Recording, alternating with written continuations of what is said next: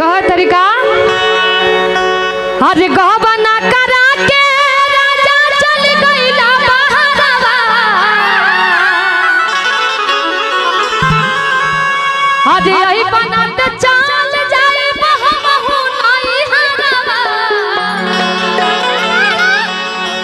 कि तोहर अरे आइल नहीं खाए रोटी भात के हो तोहर अरे आइल नहीं खाए रोटी भात के अब बुझत नहीं हमारा बात के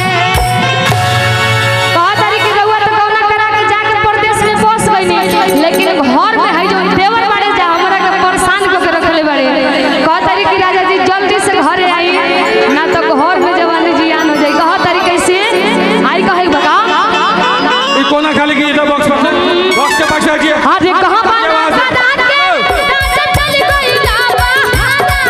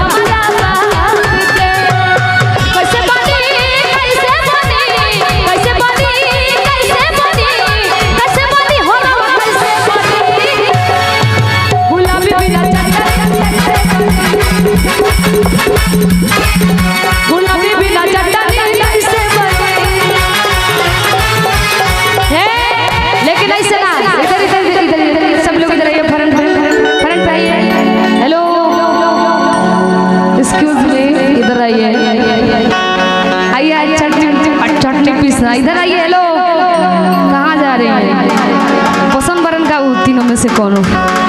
बा देखो वो भागत रे बबुआ डांस आता है तोरा छोड़ के नहीं आता है उसको आता है